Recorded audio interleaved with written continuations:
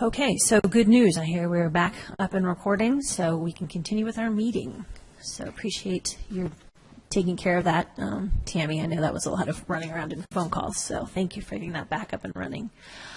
Since we don't have any public hearing items, we'll move on to the regular agenda. The first agenda item is the Design Review Committee appointments for the term ending December 31st, 2017, and for that I will turn to Vicki Parker. Thank you, Madam Mayor, and good evening, council members. As the mayor said, the need tonight is to fill 3 positions on the Design Review Committee. As the council will recall, last spring we added a 7th position to the Design Review Committee. That term we set at the time to when the appointment was made in 2015 for a 2-year term. That one will end in 2017. So the 3 positions that will be appointed tonight will then coincide and become 4 and 3 2-year terms. So the call for applications that the city clerk issued in response to that call, there were 4 applications that were received, and they're in the packet tonight. The 3 members that are currently seated, Sally Glendenning, Tim Morgan, and Jay West, all requested reappointment. And in addition to that, we received a 4th application from Ms. Cynthia George, who is a Valparaiso area resident, lives in the Valparaiso neighborhood. The tables that are in your packet tonight show both the current makeup of the committee with the term expirations, and then the second table shows you the potentials for reappointment, the potentials that would allow for keeping with the 2 requirements of Design Review Committee membership, which are as best we can, the representation of the particular professional disciplines, and that the majority of the members be Cotati residents. So the 3 column of the second table, the 3 columns to the left, I'm still getting used to the formatting in our new system. I apologize. I said that they were shaded in gray, and they're not. But those are the last 3 columns: the landscape professional, the architect, and the at-large member. Those are the 3 that are up for appointment tonight. And of the 4 applications, Mr. West's application is the only one that qualifies for the landscape professional. For the building architect position, Ms. Glendenning is the only applicant that qualifies for that position. And that means the council could appoint either Mr. Morgan or Ms. George to the at-large position, and that would keep both of the aforementioned requirements for membership. So the Design Review Committee is a valuable part of our process, and they've given us several good recommendations in the last year for redesign or refinement, and so we're really looking forward to moving on with them again in 2016, and look forward to the council's direction tonight. And that concludes my report, but I'm happy to answer any questions. Okay, thank you. So I'll bring it back to council. Are there any questions for staff at this time? No? All right, seeing none, I'll open it up to public comment. Is there anybody who would like to comment on the Design Review Committee? Yes, Mr. Barrich. Thank you, Mayor. And can I assume that we had been recording all evening prior to this issue tonight? We were recording until I was told there was, yes. Thank you. I want to speak to an issue that seems to evade the City Council regarding these appointments to these committees. And I want to thank Vicki Parker for clarifying some of these professional qualifications. And as important as they may be, I want the Council to remember there are other qualifications as well.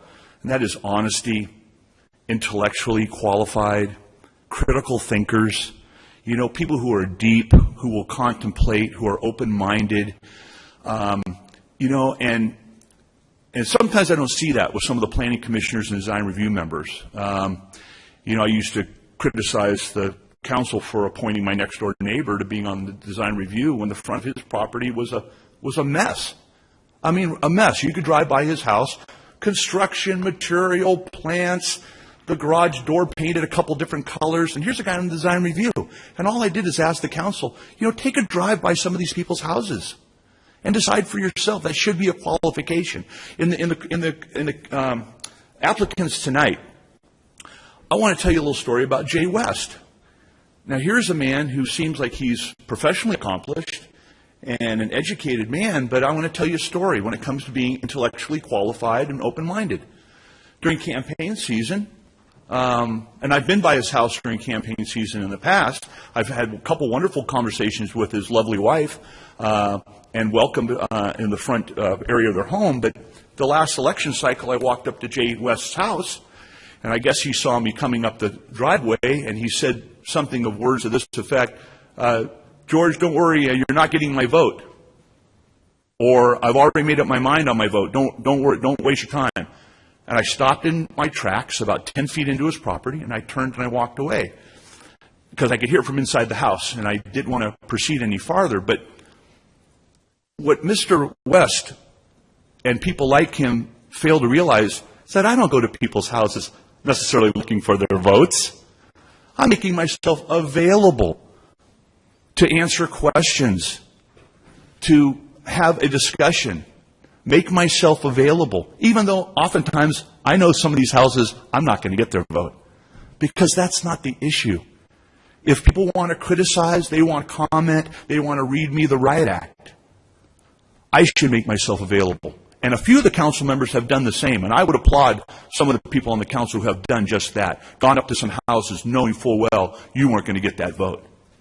But in this case with Mr. West, I think it speaks very strongly as to his closed-mindedness. Here's a man who had an opportunity to ask some questions or at least get a couple things off his chest, why he thought I wasn't qualified, and he missed that opportunity. And I don't think he's qualified to be on the design review. And the person who is qualified is Cynthia George. Here's someone who will talk to any of you at any time and is open-minded. Thank you, Council. All right, thank you. Is there anybody else who'd like to speak on the issue of the design review committee appointments? All right, seeing none, I will close public comment and ask, is there anything else that council wanted to address before I made my nominations? Nope, okay. Oh, not seeing any head nods at me, so. All right, so yes, I did review all of the information. I appreciate that it's always good to have more people apply than you have spots so that you can consider your options. Obviously, for the architect position, I'm going to nominate Sally Glendenning, and for the landscape review, I'm going to nominate Jay West. And I do appreciate Cynthia George's interest. I am going to go ahead and nominate Tim Morgan just based on his interest and the fact that he's been doing it for a couple of years now. So he's had some good experience working as part of the team. And I will then, I guess, bring it to the City Council to adopt a motion. I would second that. Well, we don't have a motion yet. If there's no further discussion, I'd be happy to move that we approve the mayor's nominations. I'll second that. All right, I have a motion and a second. All those in favor, please say aye. Aye. Any opposed? All right, let the record reflects the 5-0 vote in favor of the nominations. Madam Mayor, I know just as a matter of course for you and staff, I'd like to make sure, too, that we just send a thank you letter to Ms. George for applying and to encourage her to apply for next time there's an opening as well. Oh, yes. No, thank you. We did that before, actually, last time we did appointments. So, yes, we send congratulations and thank yous to everybody. So thank you for that reminder. So we'll move on to item number 6, adopting a resolution approving the long-range property management plan. And again, we will turn to Vicki Parker. Thank you, Madam Mayor.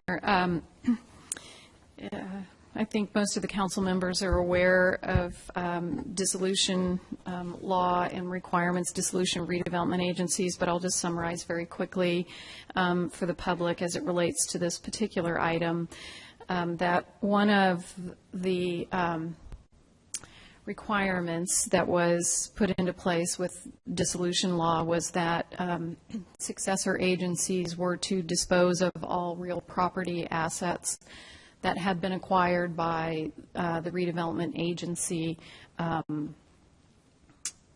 for the purpose of maximizing their value, either putting them to governmental use or disposition of the properties in order to maximize the value, and then the proceeds from that would get distributed to the taxing entities. So the goal was to sell any assets that were not being used by the successor agency or the city, and the proceeds from that go back to the taxing entities who had originally supported, through their lack of tax increment, the purchase of those properties. So in order to do that, in order to uncover all the information and make a decision on what should be done with the real property assets, the successor agencies were required to prepare a long-range property management plan.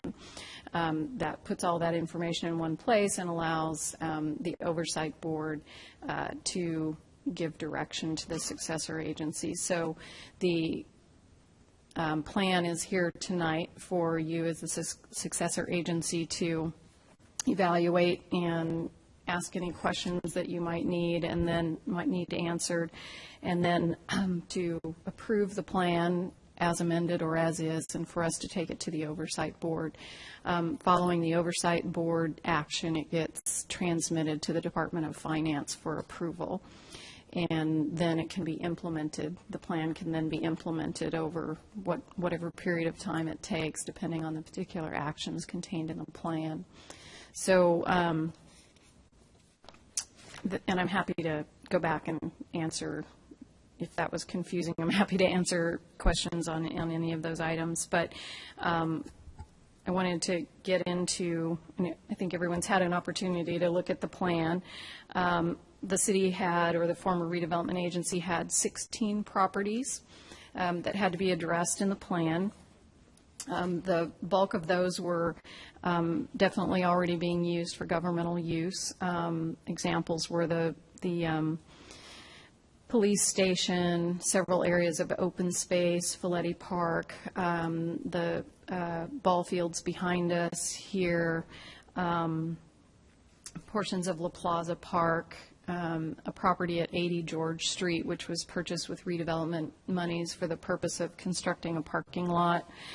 And then the other big accumulation of properties was, excuse me, the purchase that happened of the large lot out at Santero Way where the train station now is now. So that was originally one lot that the redevelopment agency purchased, and it was subdivided into smaller lots to facilitate the vision of the specific plan and to enable the park and ride to be constructed. So two of the properties, two of the parcels that were a result of that remapping are included in the plan. Of all of the properties, there, and I should mention, because of the short time frame, successor agencies have to have approval of a long-range property management plan within 6 months of the finding of completion. Our notice of completion, our finding of completion was July 24th. So 6 months would be January 24th, but it's 6 months or January 1st of 2016. So our plan must be approved by the Department of Finance by January 1st of this year. So because of that short time frame, we sent the plan to the Department of Finance for a pre-review. They offered to do that, and so we sent it to them. And the comments that we got back were relatively, they were minimal in scope. They had really two issues. One was ensuring that the property at 80 George Street and the vacant parcel that's south of the Park and Ride in the Santero Way grouping would be used for the governmental purposes for which they were acquired. So there is a companion piece tonight behind this item that is a resolution assuring them that they will be used for those purposes. The second item had to do with what would be called an exclusive use lease agreement, and it is on the one of the quadrants of the hub, so one of the quadrants of La Plaza Park where the Scout Hut is located. The hut was constructed, as near as I can tell from the records, in 69 or 70, so it was well before we had a redevelopment project area. It's leased, the land lease is for $1 a year to the Lions Club, and there's very specific parameters under which the property is to be used. In the eyes of the Department of Finance, that property generates revenue, however small the $1 a year is. So for them, there could be a missed opportunity for the taxing entities to enjoy the benefits of a sale of valuable property. So their first recommendation was that that property be added to the list of properties to be disposed of, sold to private entity. And we explained to them that that's not possible really for us because the property doesn't really have development value. It's a historic landmarked site and part of our original town site plaza. So we augmented that discussion in the plan after that pre-review so that that would become more clear. And we're going to resubmit for their final approval. It could be that they're not satisfied with that discussion and will require us to terminate the lease with the Lions Club. In staff's view, the priority there would be to preserve the quadrant of the park. So we won't know until we get that review with the Department of Finance whether they're going to require us to terminate the lease or not. So we've asked tonight in the resolution for the authority for the executive director of the successor agency to make minor amendments to the plan, such as letting them know that we will terminate the lease in accordance with the lease terms, which is a 6-month noticing period. So those were the salient issues that came out of their review. It was a relatively quick one. And as I mentioned, it will go on to the Oversight Board actually tomorrow afternoon. So that concludes my report, but I'm happy to answer any questions. I know it was a little convoluted there with the explanation of the plan, so I'm happy to go into more detail.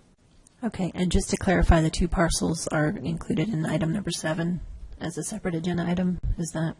Yes, Okay. the 2 properties, yes. Okay, thank you. And then a quick question I had was there any thought to, would it change if the city gifted the use? I mean, it just seems like, I'm flashing on checks that you've gotten in the mail, if anybody's ever experienced this, for like 3 cents, and you realize that it costs more to process the check for 3 cents. So, I mean, that's literally what we're arguing over, is distributing $1.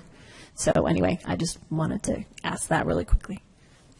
I think the issue is that because the lease is to a single entity that is paying for it, it's not in the strictest sense a governmental use because the lessee is a non-governmental organization.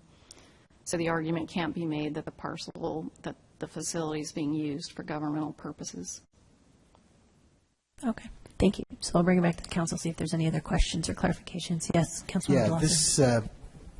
This is a ridiculous argument that Department of Finance is trying to make, and so my first question, starting at the 30,000-foot level, is there anything that we or anyone else can do to convince them that this should be left as is? I'm talking about legal things, not illegal things. And if there isn't, that's fine. I have some other ideas. But, I mean, it just seems, it's totally ridiculous. We're talking about, the Lions Club and the Scouts that meet in there. This is a building that's been there that predates redevelopment. How many times things get grandfathered in? Where is the loss here? Is it that if it's sold, the county and then the city and then the state will then get a little piece of that amount, which will amount to seriously nothing, probably? It seems totally ridiculous to me that we're even talking about this parcel. But having said that, is there anything that we can do from our offices, from our state senator's office to the Department of Finance to say that, this makes perfect sense to leave as is. Yeah. In terms of legal action or lobbying or that type of thing, I would say no. All of the cities throughout California have a spectacularly bad track record in trying that, in some really significant areas. However, I think what the city and successor agency can do is if Department of Finance doesn't want to budge on this and is of the opinion that the property, that the lease should be terminated and the property should be sold for development, actually you have an opportunity at that point to work out a compensation agreement with the taxing entities. And I think, if you can generate support among the locals, and, there could be quite a campaign, by the Lions Club and Scouts and all sorts of people to say, look, this is a valued part of our community and it really doesn't have a whole lot of developable value.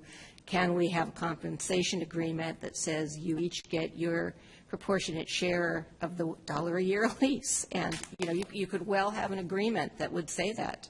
If the taxing entities are willing to do that. So I think that's probably potentially a more, realistic approach. And I think that staff has done a good job of trying to explain this further to Department of Finance. In my experience, sometimes it takes 2 or 3 bites at the apple in terms of just providing the information, and you can be persuasive. But in terms of actual legal action, I don't see it here. And that's fine. I wasn't talking about legal action. I was just talking about political pressure. That's really what I was talking about. So that sounds like a potentially viable option. I don't know if the timeline will work, knowing that this has to be done and or approved by January 1. That could be problematic as well, I'm guessing. The plan needs to be approved by January 1, or what happens is we revert back to the original real property disposition in the legislation, which was the one that you just sell everything for maximum value. There was always an exception for governmental use. So again, we'd only be talking about the one property likely, and we would still be able to make all our arguments under that scenario. The other point is that the department has said that while you need to have a compensation agreement with the taxing entities, you don't need to actually have that in place until or unless you're ready to dispose of the property. So there's no deadline on that. Okay. All right. Because the other option I would have thrown out there, maybe we can still talk about it, is what if the property remained in the current use that it's in, where it's used by Lions and Scouts, and it's also opened up, let's say, to the fire district. I know they have meetings and they have a meeting room upstairs. I get that.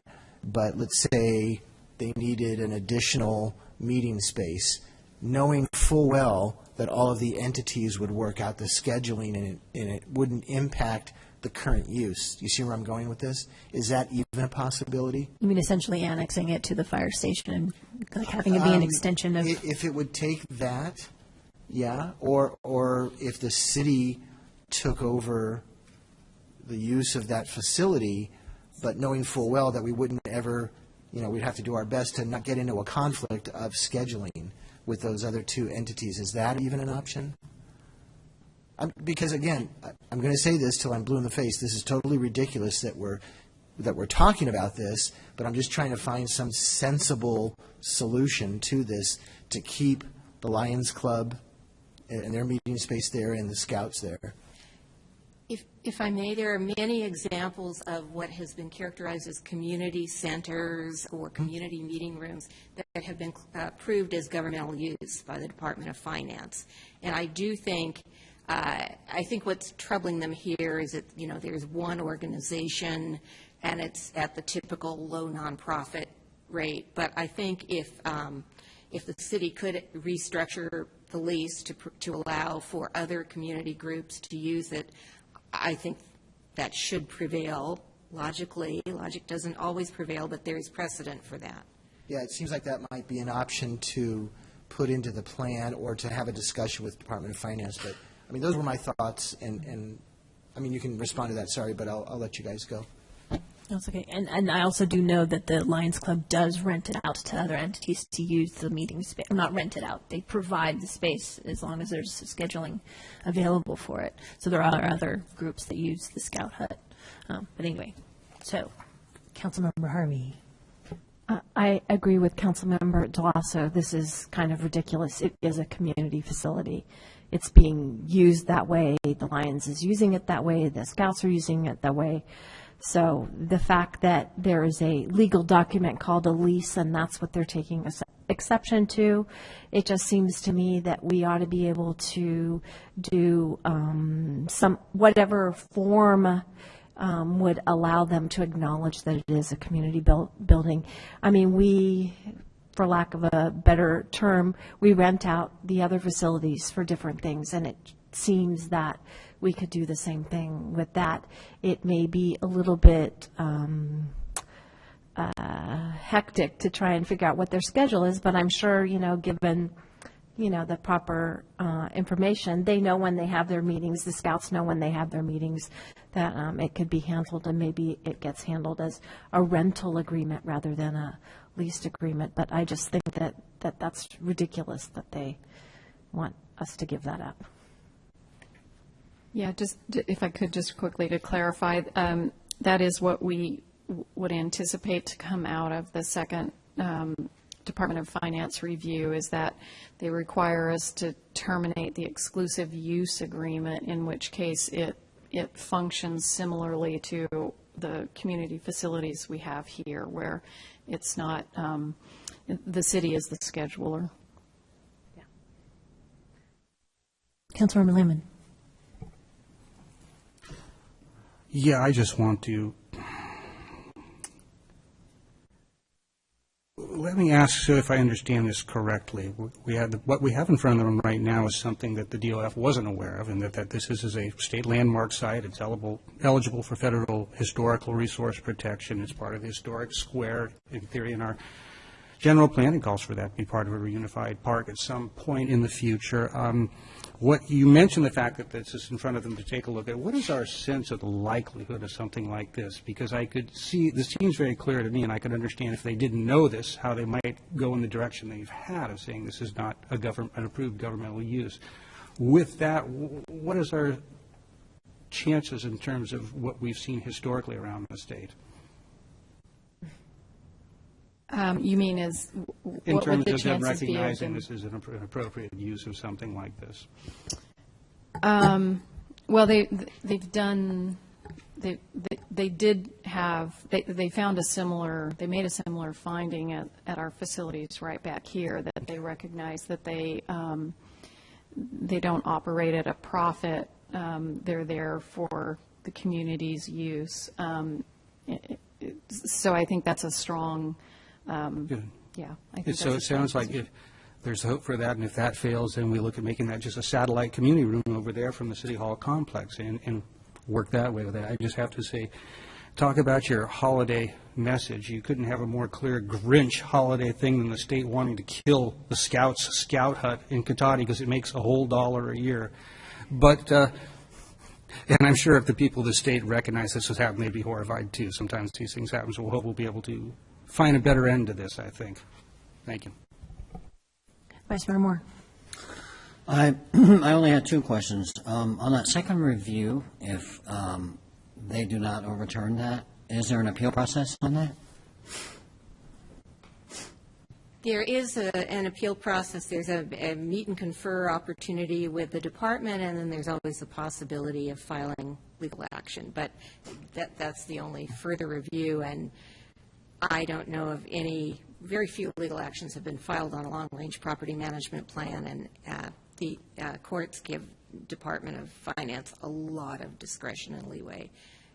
So we really want to make our best argument at the department level. Okay.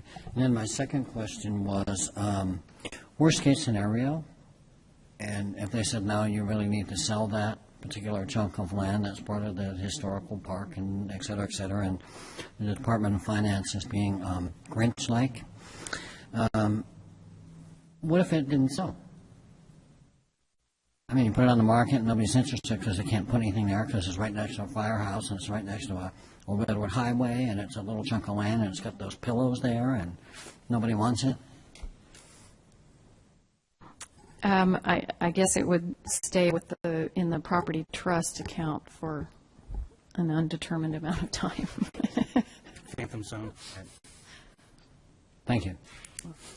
Madam Mayor, if I could just one more quick bite Sure, at the go apple. ahead, Because you made Councilor me think Lane. of something. Given that the DOF pretty much usually gets their way, it sounds like, and they have a lot of support from the court system, would it be more prudent to, before we submit to them, to move in this direction of changing from a lease structure to making this essentially a satellite community room, just like we do with these? Would that give us a better chance of success in protecting both that property for the community as well as its use for the Scouts? In the plan, we do allude to that by saying that the lease, what the lease termination requirements are, and that we are able to terminate the lease. We can make that more explicit. We can use more explicit I think that language. might be a very good idea, because that would be an out then if you have somebody at the DOF that wants to do the right thing, but is just a little uncomfortable by the rules as they normally go. There's the option to make it work, I think, because that seems workable for everybody. Because I can understand their point of view in this, at least by the law. So hopefully that helps. Thank you. I will also add, too, that the resolution that's before you tonight, as well as the companion one that'll go to the Oversight Board tomorrow, does build in a little bit of latitude for staff.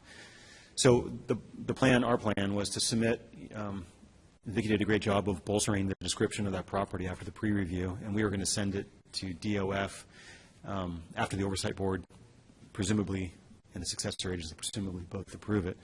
And then there's latitude on this issue to advance the priorities we talked about tonight and work interactively with DOF to try to find the right combination to the lock that opens it, And your sense has been DOF has been good at working with you back and forth, and that's what I'm getting the sound of from this, actually. It sounds somewhat like that. Good. That's good news. Thank you. Thank you, Madam Mayor. Absolutely. So if we're done with questions, then I will open it up to public comment. Is there anybody else? Yes, Ms. Alderman. I wanted to, do support for keeping the Scout Hut. My brothers and my father and a lot of people I respected, a lot of my neighbors, Mr. O'Hannessy, they built that when we first moved here for the youth of this community. And I took recreation programs there all through the 70s, so it was governmental use in the 70s. And it is very sentimental to a lot of us because it was built by the citizens. It was not, just contracted out. It was a big, and I think that it should be very noted in the plan that this is a community room. It was governmental use. We could use it again as governmental use. Who says we can't have a recreation class in there? So that's just my opinions. Thank you. Thank you. Is there anybody else? Yes, Mr. Barrich. What it sounds like to me is that the City Council is trying to do an end run around redevelopment law and trying to circumvent the law here, trying to find out any way around this. And my question to you is that haven't you all done enough damage to the city of Cotati and the state of California with playing into this game of redevelopment over 20, 30 years? I mean, my God, cities like Cotati, and there are many of them across the state, nearly bankrupted California before the state legislature and the governor decided to dismantle this whole mess of what these cities were doing with what was state money. Even during re-election time in Cotati, candidates were talking about, the state took our money. It was never Cotati's money. Redevelopment money is always and always has been state money that was entrusted to the city council to work on behalf of the state to eliminate and address blight, urban blight. And what did we do? We built police stations, parks, bought huts from the scout hut and so forth. There was the misuse of the money over time, the greed of cities like Cotati. The greed went to your head, and you got dependent on the state money to the extent that it, like I said, nearly bankrupted the state. Do your research on redevelopment. It was a saving grace that they dismantled it, except for the city attorney who specialized in, eating off the fat of the land on redevelopment. But the whole downtown specific plan was based on all this RDA money. $73 million of public works over a 30-year project downtown was, according to city manager Diane Thompson, was going to come from grant money and redevelopment money in varying amounts. And still you're kicking and screaming about the effects that the state is trying to clean this up. Community rooms inside the police department paid for with redevelopment money. The list goes on and on and on. Basically, where the state was sending down money and the city was redirecting it for projects that they should have funded themselves with local tax dollars. But you couldn't get off the gravy train. And I saw it. I warned the council when I was on the council in 2009. I said, this is a train wreck. You got to see it coming. Do your homework on redevelopment. Read all the articles about it. It's not sustainable. But everybody on the council at the time were addicted like a drug. Redevelopment money. More. What can we do with it? How can we spend it over here? How can we divert it over there?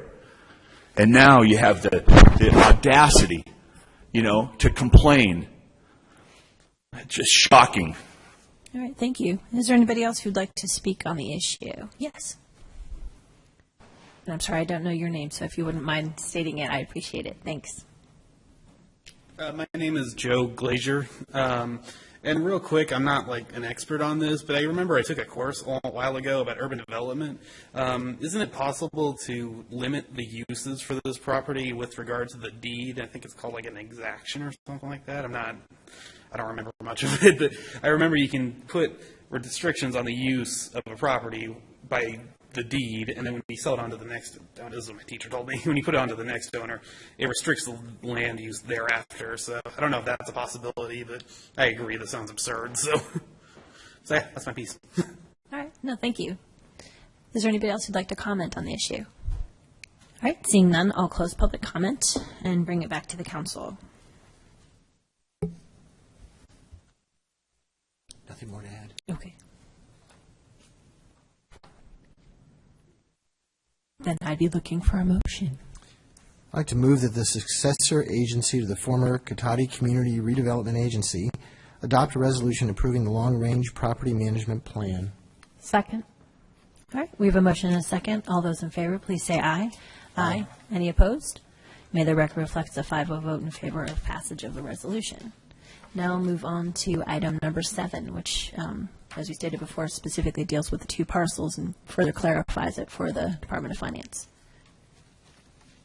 Yes, thank you, Madam Mayor. This last item does deal with the 2 properties, and those, for everyone's orientation, they are site number 12 on page 73 of the packet, shown on page 73 of the packet, and parcel 3, which is shown on page 77 of the packet. So these are the 2 properties that were purchased for governmental purposes but had not yet been developed with those purposes yet. So it was a harder the Department of Finance just wanted the extra assurance that since the facilities are not there for them to see, that they would have this resolution from the successor agent, or excuse me, actually from the City Council, who will become the owners of the property, that going on into the future they would be used for those governmental purposes.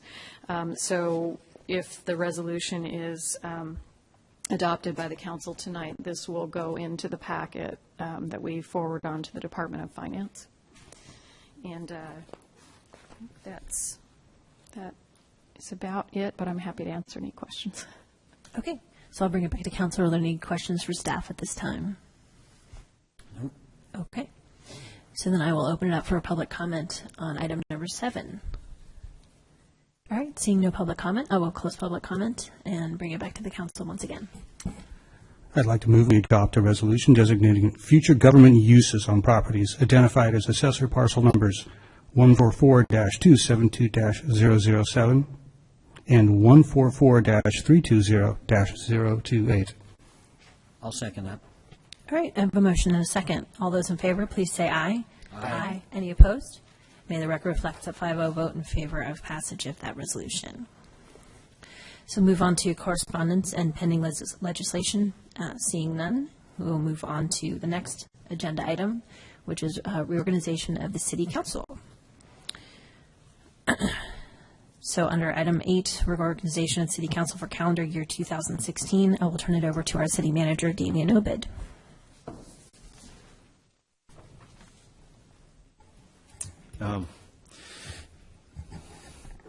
Thank you, Mayor, members of the council. So this item, as you know, is our annual reorganization, and it's been past practice that obviously the council will choose from among its members a new mayor and vice mayor to be effective from January through December. So our existing mayor will stay mayor through the end of the month, and then the mayor that's selected tonight would start in January. And with that, I would like to open it up for any public comment on the reorganization of the council. Go ahead. Thank you. Madam Mayor, if past practice will be helpful tonight, public comment on this item is usually opened up sometimes before a nomination for City Council, for mayor, or after. And I would ask you that I think it's more appropriate that we have a motion on the floor and then open up the public comment. And I would like to keep my 3 minutes if the mayor can decide on how she wants to proceed on this. I've actually turned it over to the city manager, so he's running the meeting at this point. Yes, we can do that. Thank you. Thank you. Is there any other public comment at this time? No? With that, we'll close public comment and call for nominations for mayor for the calendar year 2016. I'd like to go ahead and nominate Vice Mayor John Moore as the next mayor of Cotati. I'd be pleased to second that. All right. Thank you. We have a motion and a second. City Clerk, could we have a roll call vote? I'm sorry, a public comment. Yeah, go ahead, please. I want to just, I don't think Mr. Moore should be mayor because I have seen some very unprofessional exchanges happening. I would much more prefer Mr. Delioso or Susan Harvey over Mr. Moore because there have been some exchanges that have been extremely unprofessional, I've been shocked. So I do not wish him to be that. I would prefer if you open up, have a more open mind to what is possible for the city. Thank you. Thank you. Is there any other public comment? Please. Thank you, Damien. I would hope that there's going to be some cake and coffee when the mayor steps down and some accolades from the audience and so forth, probably in January. Sometimes it happens the same night. So let's look forward to that. I would like to comment on Mr. Moore as a possible mayor as well. Here's a man who, during a city council meeting some years ago, promised to run me out of town. And that's official on the record, came to the meeting, apparently appearing drunk, intoxicated off alcohol, and promised to run me out of town. Before that, when I was on the council, he forced his 2 young daughters to come up to this podium, stood behind them, and forced his daughters to ask the council to do something about my website, my personal blog, to take it down. Here's a man who has no understanding of the Constitution, my First Amendment rights, and had the gall to bring his daughters forward to make the argument why my personal website should be taken down. Here's a guy that files frivolous complaints with the FPPC against me that go nowhere, time and time again. He's a loser as a man. He's a political animal who will say anything and do anything door to door to get elected. Mr. Moore is filled with hate and is damaging City Hall. And just like his wife, Lisa Moore, Mr. Moore, you never contacted me personally. You never stepped into my office on Monday nights when I held office hours to address any of your concerns because you're a coward. You didn't have what it took. And neither did the rest of the people on the council come into my office. And Mr. Moore still refuses to shake my hand. And he's juvenile because he doesn't understand his role as a city leader. John Moore felt that he and his family were entitled when they first came to Cotati. As Lisa Moore talked about, they applied for rent control, and how Lisa tells how they could not live in Cotati unless they got a rent rebate and lived under rent control, and other public services. Mr. Moore tried to get the Occupy Cotati movement off the ground here in Cotati, and it failed miserably. Moore doesn't believe in Cotati's vision statement. This entitlement mentality was applauded by the Moores, who think there is free money out there to be had for people like Mr. Moore and his family. Mr. Moore is a thug. Some say you learn about a person by the company they keep. Mr. Moore is not qualified to be on the council, and he's not qualified to be mayor. He's a complete disgrace. Please nominate someone else. Okay, so with that, I'd like to have the city clerk take a roll call vote, please.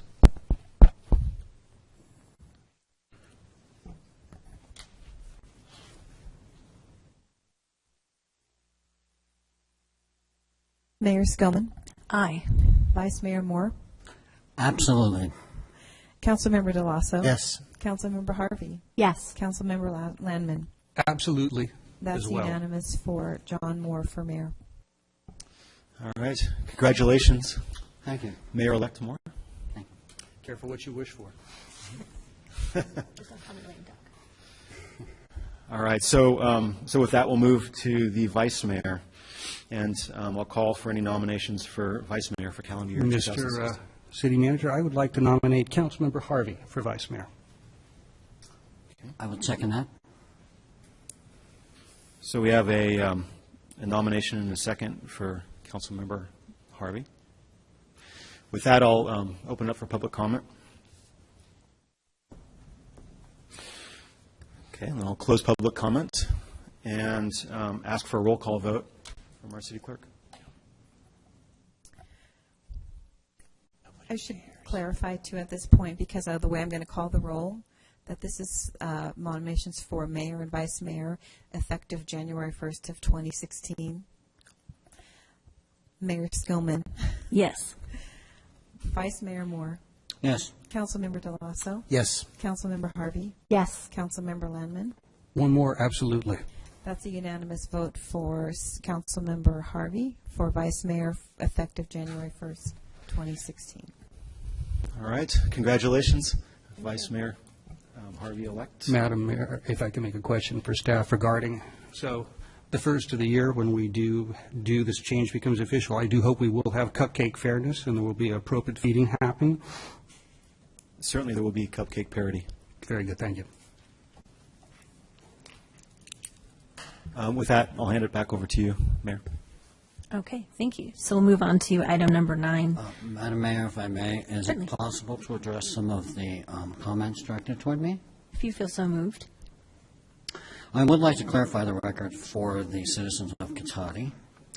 Never once did I promise to run George Barrich out of town, although looking back, I wish I would have.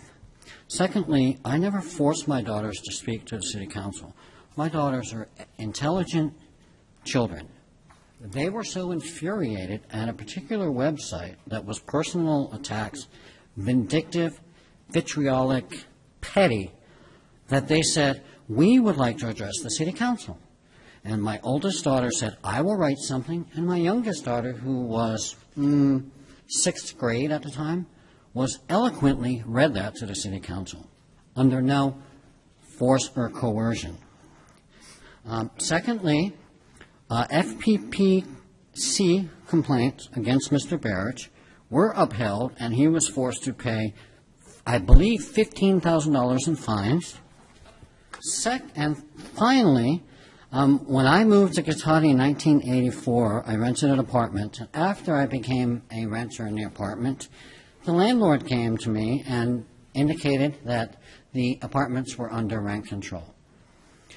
At that point, that's when we discovered that Cotati had rent control. We have never applied for any welfare, public assistance, handouts, or anything from any private, public, governmental agency, period. Thank you very much. Oh, and Occupy Cotati, I had nothing to do with that.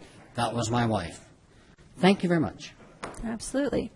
So we'll move on to item number 9, which is the council assignments as representatives and liaison to various committees for calendar year 2016. And I think we all still have our handouts. So we'll start at the top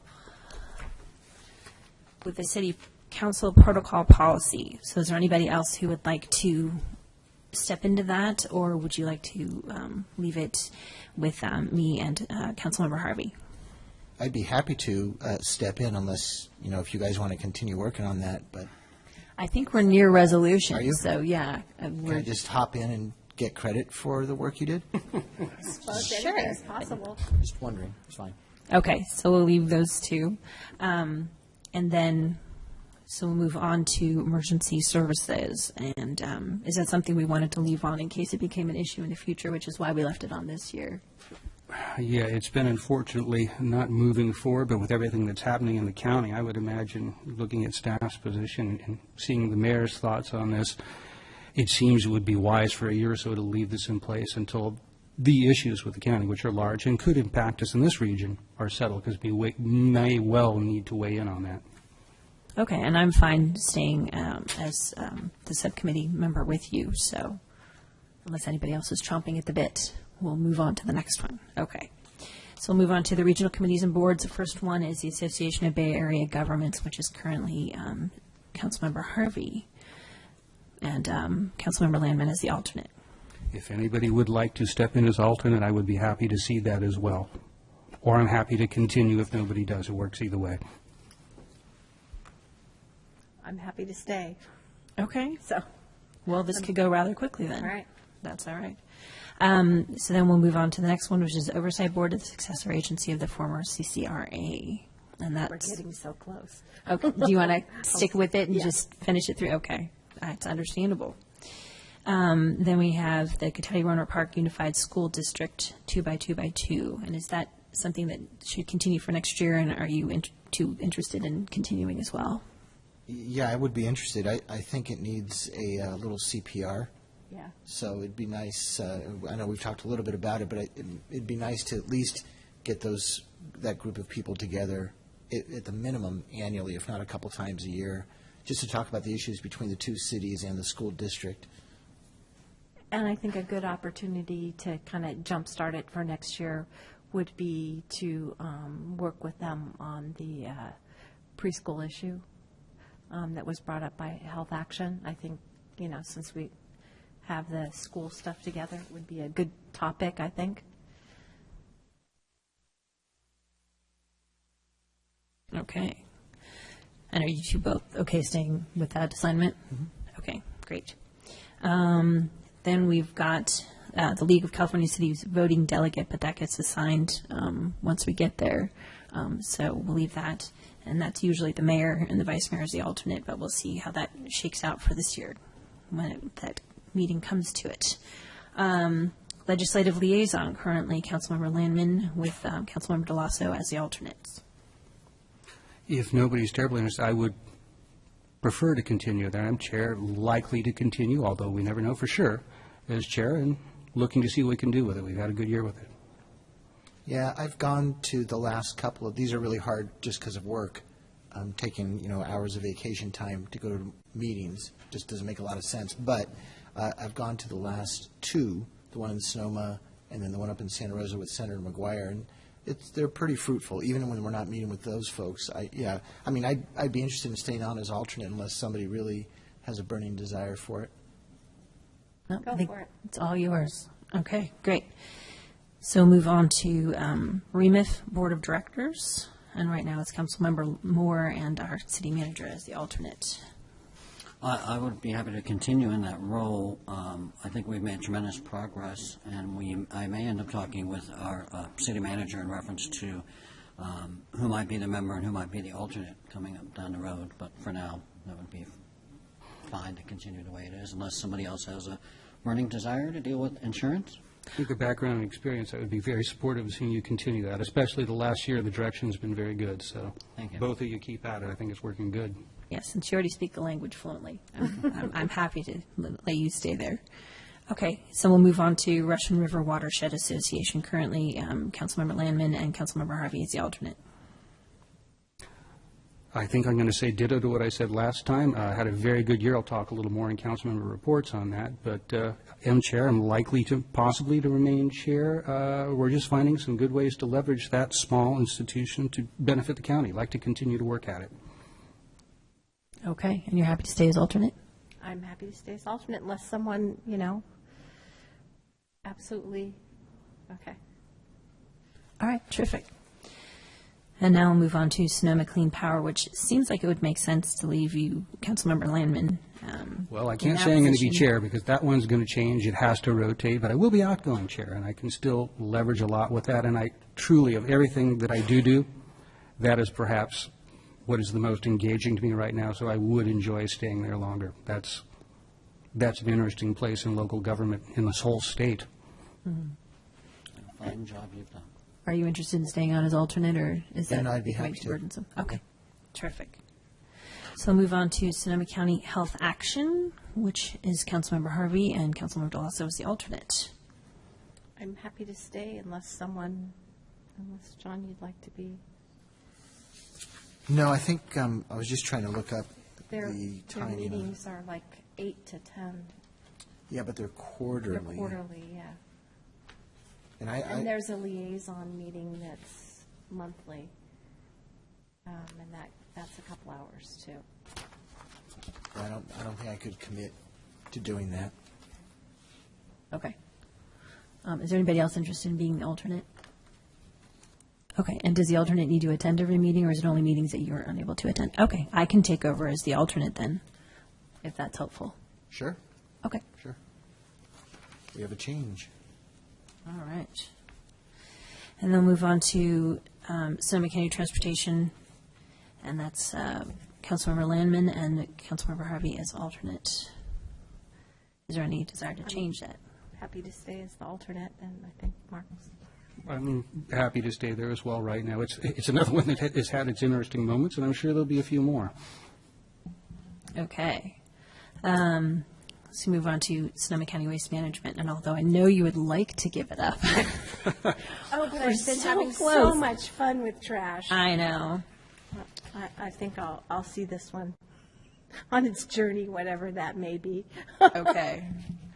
The Water Advisory Committee, is that something you can hang on to, or I'm do you need fine with that. Okay. Mark's able to cover for me when I'm not available. I'm happy to, and if somebody'd like to step up and be alternate, it's an interesting one, so I can go either way. Okay. I'm not seeing a lot of people rushing to the mic, so I think I may have it, but Okay, I think you can keep that, yes. And then the Waterborne Coalition, I can stay as the current member.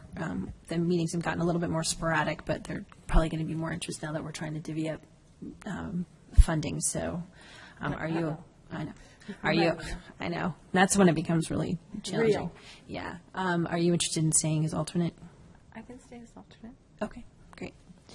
So mayors and council members association appointments, child care planning council. Those are done by mayors and council members. so That's we don't right, they really- get elected, yeah. so we can skip those. Excellent. We're almost done. Board of Supervisors appointments, we'll leave that. League of California Cities appointments, leave that. Liaisons. Or do you want to stay on as Chamber of Commerce liaison, Councilmember Moore, or Vice Mayor Moore? I would be happy to do that unless somebody has a compelling desire. Just think about your time, Right. because there's a lot of things not listed on here that you'll be doing, Right. just in case. So do you want to hold on to it for right now? And if it becomes an issue, obviously, then the alternate can step in. And so you do. Are you okay staying as alternate? Okay, great. I'm okay keeping Community Environment Commission as their liaison. Are you okay staying Planning Commission liaison? Sure. Okay. Design Review Committee, do you want to pass that to somebody else since you'll be? Okay. So is anybody chomping at the bit? I could take it over if unless anybody else wanted to, since they're evening meetings. That's easier for me with work. So Go for it. okay, so I will take over that. And then the library board, I could actually take the library board back if you'd like, unless somebody else would like to be involved with that. No, I feel free. Okay. I will take that back and, So there's a meeting next week. oh, but this is not till January. Yeah. All right. And then I believe the rest stays the same as our citizens' appointments. Get all that together? All right. So with that, we will close item number 9 and move on to city manager's report. For that, I'll turn to city manager Damien. I think we need a motion, but maybe comment and a motion on it. It does say we Oh. need to. Right. Okay, so very well. Now that we've named everybody and all of the changes, I will bring it back to the council for a motion. Mayor, Oh, sorry, okay. So would I will open up to public comment, and anybody would like to comment on the committee's reassignments. All right, seeing none, I will close public comment, and now I will bring it back to the council. Madam Mayor, I'd like to move that we, number one, assign representatives and liaisons to various committees and commissions as designated tonight for calendar year 2016. And, let's see, we're not disbanding any ad hoc committees, so I will stop right there. Second? Okay, I have a motion and a second. All those in favor, please say aye. Aye. Any opposed? All right, may the record reflects a 5-0 vote in favor of the reassigned committees. And now I will move on to city manager's report and turn it to city manager Damien Obit. Thank you, Mayor, members of the council. I have a couple things to report tonight. As you all know, we had the holiday tree lighting last Friday, which was extremely well attended. It was a very nice event. And I just wanted to thank all the volunteers that helped out, both, manning the tents, but also helping with the setup. And of course, Vicki and Jennifer O'Hagan here at the city, and our interns who did a lot of the legwork to get all the parts and pieces there in the park and set up, which is no small event. It's interesting. It's almost like for example, when I got married, it seemed like it's no big deal, but when you actually start thinking about all the little bits and pieces that you have to arrange, it blows up into a much bigger event than you think it will be. And anyway, it went really well. The Butter Dishes was a musical group performing. They did very nice. It seemed like everyone liked them a lot. We had the Lions Club there, speaking of them. They were handing out cider and hot chocolate. And then we had free ID badging for children, and of course, the ever-present Grinch reading to the children, which went well. And then we had cookies and crafts. And there was actually so many people there that the cookies and crafts, they quickly they made their way through the cookies and crafts, and about 2/3 or half of the way through, they were gone. It was amazing, but it was great. So next year it'll be even better. So anyway, it was a very nice event. A little bit on interagency coordination I want to talk about. I think the city conducts joint emergency preparedness training with the City of Winter Park and Rancho Adobe Fire District. And we have those trainings throughout the year where we get together and we work through scenarios and talk about potential emergency preparedness issues and communication and so forth. We recently had our most recent meeting with them was it was at the Roanoke Park Public Safety Building, and it was, we met with all the groups, and also we had someone from the National Weather Service come in and talk a little bit about El Nino and some of the tools and communication tools that they offer, and in terms of forecast tools and alerts and things like that, that we could leverage for some of our own notification processes that we use. And of course, we were talking about wet weather and flooding and that sort of thing. And it was an interesting discussion about El Nino, and we continue to meet on winter preparedness. In fact, we're meeting again, I think it's next week, to talk again, this time with the school district as well. The last time there was a heavy rain, this was last winter. There wasn't a lot of rain last year, but there was a brief period of heavy rain where they had some flooding, and there was, this is in Roanoke Park, where they had some flooding, and it flooded some of the streets there, and some of the schools were hard to get to, so all the parents were going around in circles trying to find the way through to the school, and then the classes got canceled the last minute, and it was kind of a bit of a traffic snarl. And so that identified, for Roanoke Park particularly, and the school district, identified some of the communication issues they can improve on with the school, and making sure that all parents know in a timely way that there's flooded streets and so forth. And even though we didn't have any issues with the school in Cotati, there's always things we can continue to do to try to notify people about flooded streets, and so they can plan ahead and hopefully not actually get to the street and have to turn around, and then it just creates traffic issues. So that was interesting. It continues to be interesting, and I will also let you know that we will be posting a FAQ to our website about sandbags. At wintertime, we offer sandbags to Cotati businesses and Cotati residents at our corp yard, where people can go there and fill up bags. So we're going to be posting that to the website shortly, and I'm sure we'll send out a Nixle alert as well, just letting everyone know, in advance of the really heavy rains this winter, that resource is available to them. The other thing I just want to talk about real quick was the meter upgrade project. As of the end of the day yesterday, the project is at 60% complete, actually 60.03% complete, but I won't, splitting hairs, I think, a bit at that point. Anyway, like I reported out at the last council meeting, the project will allow the city to quickly locate leaks in the city's distribution system. And it'll also help the city in terms of being able to provide better customer service to our customers that call in with billing questions, and eventually we can provide this information to customers as well, so they can, if they're so inclined, track their own usage. So anyway, that project is moving right along, and hopefully by the end of the year, early January, it'll be complete. With that, I'd be happy to answer any questions. All right. Is there any questions? Yes, Councilmember Harvey. So are we notifying citizens that get new meters? Or do you just kind of have to go out and look to see if you have one? Yeah, they have to be, so they're handled two different ways. So you have commercial accounts. In commercial accounts, they physically go and knock on the door, and they work out a schedule of time to do the work if they're actually changing a meter. They're not changing meters in all cases. It's only the older meters that are getting changed. So that's how it works for commercial accounts. For residential accounts, they drop a flyer off at the house. It has to be within 48 hours of meter change. And then when they get there, they look at the meter to make sure it's not spinning, like there's actually water going through it, because you don't want to pull the meter at that point. It's, you can strand people in the shower or whatever. So they just come back, and then they wait until no one's there, and it's a good time to do it. It just takes like 5 minutes to change the meter out. It's pretty quick. But, thank you. Yeah. And Councilmember DeLasso. The work on West Sierra, the shoring up of the creek bank, all of a sudden the pictures disappeared from my head when I was over there a week ago.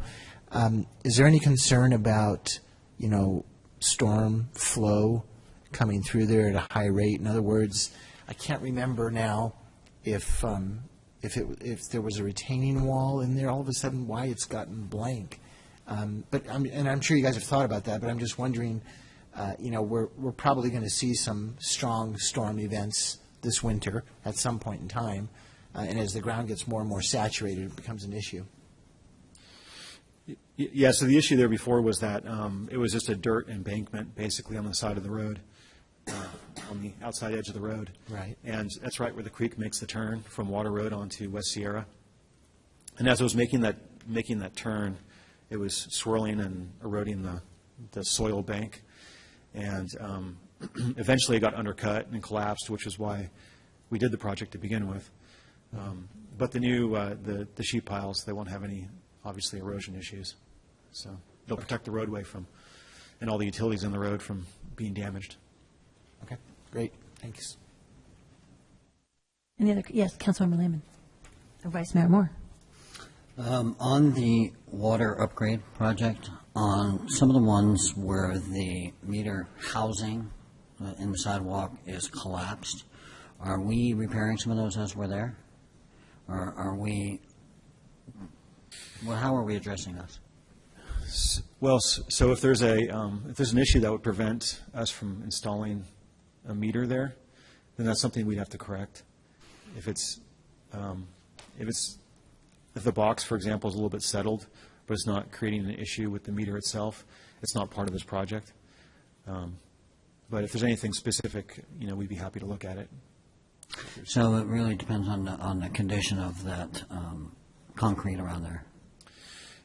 Yeah, in some cases, they physically can't install the meter because of some structural issue. Okay, so in those cases, we're doing that.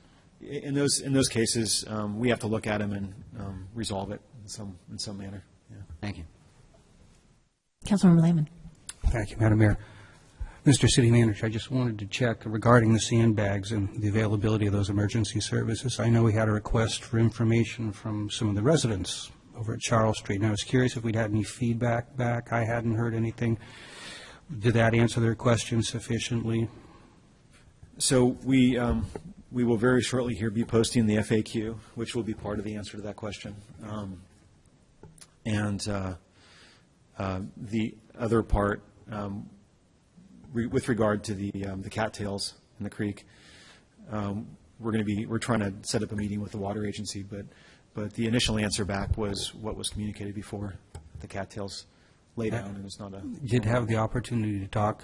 There was a staff luncheon, so I took advantage of having some staff people from the North Coast Water Quality Control Board, and that was the same thing. Your assessment, they felt, was the correct one. It would be ideal. Cattails typically are low in roughness. They lay down, but it would be good to have water agency eyes on that to assess the silt buildup. So tell them we're all saying that. Thank you. All right. Any further questions? All right. So, yes, yes. Public comment on the city manager's, the holiday tree lighting, the emergency preparedness, and the sandbags and the meter upgrade. No, I'm on the city manager's report. Oh, yeah, no, I'm just reiterating what the city manager was reporting out on. Okay, well, I'm reporting on that a month ago, Damien said in the city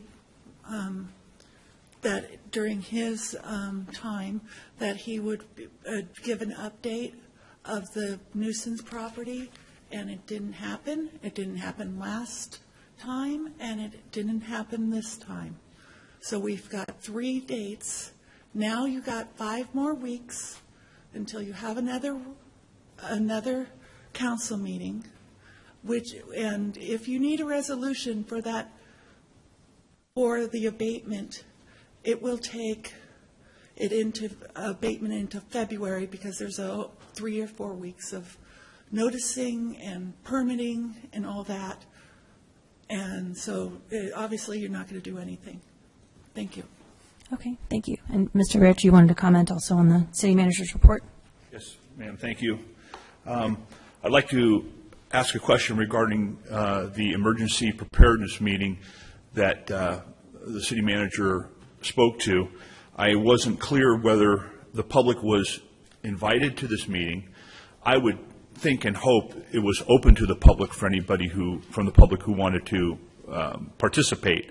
But whether the public was noticed, I don't remember any notice. I don't remember a Nixle message. I don't remember an email. I don't remember a shout out from the police department. As the neighborhood watch captain in my neighborhood, as the community emergency response team captain in Katati, I would have hoped I would have gotten a notice to attend this meeting. Very important meeting, and I want to thank you for having that meeting, by the way, because it was some 12, 13 years ago, the last time we had such a meeting, when Dennis Dortch, along with Police Chief Robert Stewart, and the mayor and interested staff members held such a meeting in these chambers with county officials and so forth. It was a very, very enlightening meeting.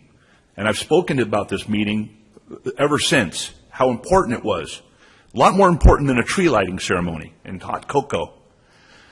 So I would like a little bit of clarification whether we missed the ball in not inviting the public, because if not, that was a huge oversight, because the public has a strong vested interest in the health and safety of this community in the event that there's a serious disaster in this town. To the extent the council needs to be reminded once again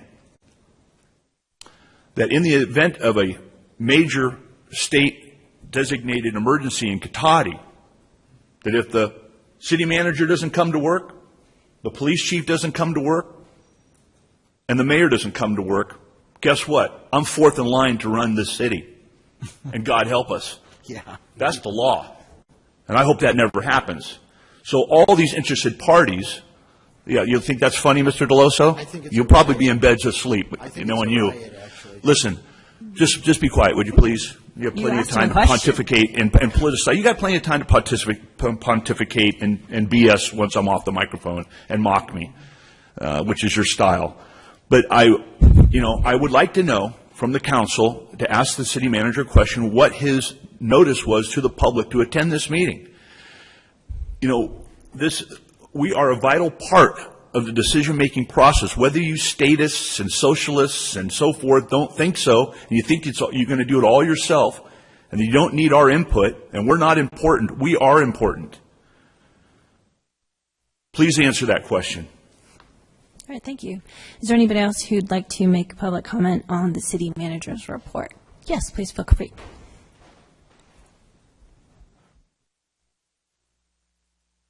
So I actually lived off of, when the Roanoke Park Expressway flooded, I lived off of Snyder, which is right the other side, And a lot of the people I talked to when that happened didn't even know that, A, the road had flooded. They kept going around and around. It wasn't really communicated all that well. Eventually there was a couple of those orange, signs that they put out for construction, but that was a couple hours in. And by the time that was done, the damage had already been done. But also, a lot of people didn't know that Roanoke Park Expressway could flood. So for you guys, you may want to indicate, hey, this road is prone to flooding. So you may want to know for the future, kind of get out ahead of it. You know what I mean? So, yeah. All right, thank you. Is there anyone else who'd like to comment on the city manager's report? All right, seeing none, I will close public comment, and we'll move on to city council reports. Oops. So I'll start on this side. Councilmember Lamon.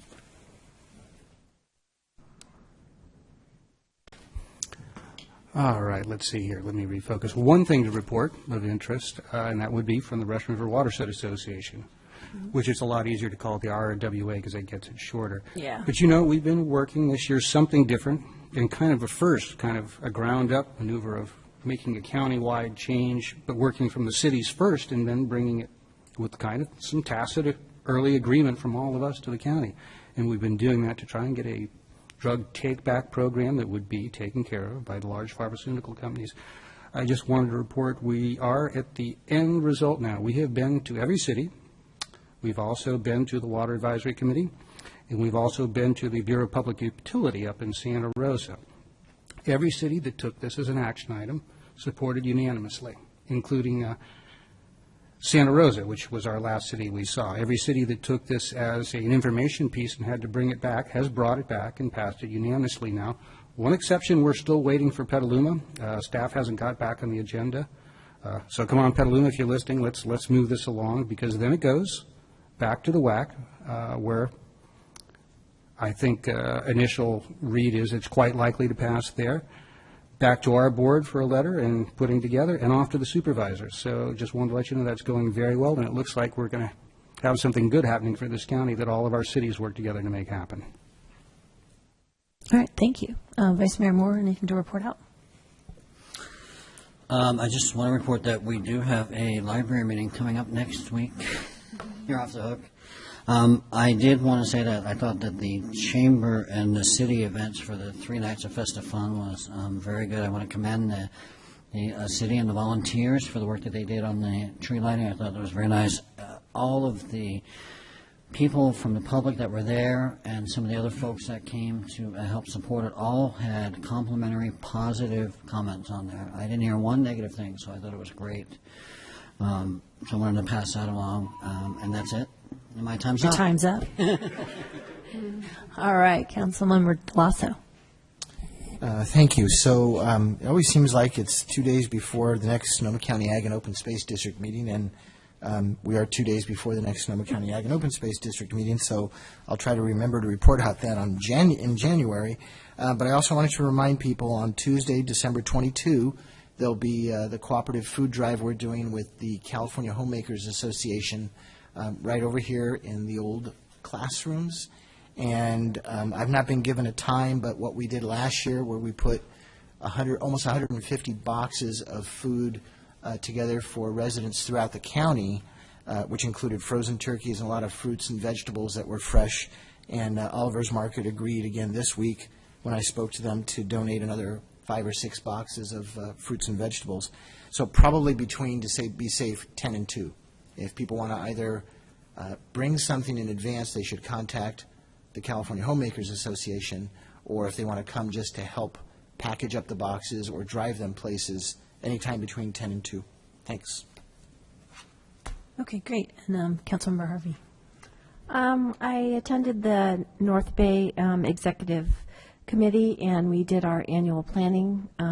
So as soon as Nancy Bennett gets that all typed up, I will be able to provide you with the dates and exact places for the meetings that will be scheduled for next year. It was a really good meeting. It was well attended, and I think we'll have some good programs next year for everyone to attend. Okay, great. And then that brings it back to me, and I was just going to reiterate the holiday tree lighting. I had fun playing the elf, and it was pretty amazing to actually run out of, we improvised quite well and made sure that everybody got treats, but with the numbers that we anticipated, I think it was almost double that of what actually showed up. So that was really fantastic. And so that was really a wonderful event, and I enjoyed driving Chris Kringle back to his car afterwards. So that is all I have to report out at this time. So with that, I would adjourn. On the issue of the tree lighting or the?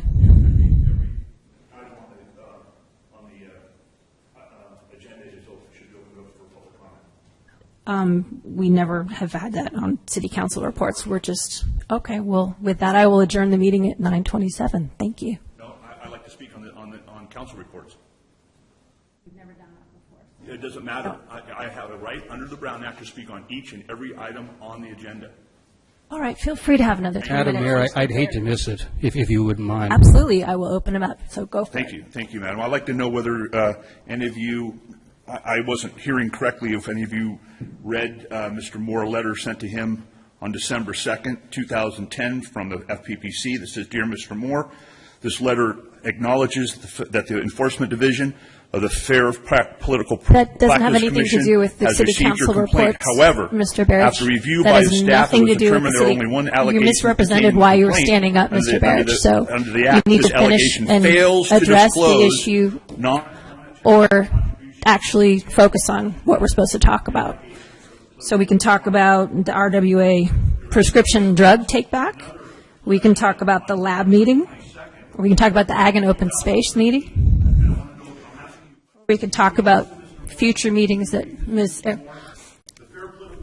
Barrett, this has nothing to do with the city council. You said you were talking. We're adjourned. You're not focused on what the issue is, so I'm adjourning the meeting. Thank you.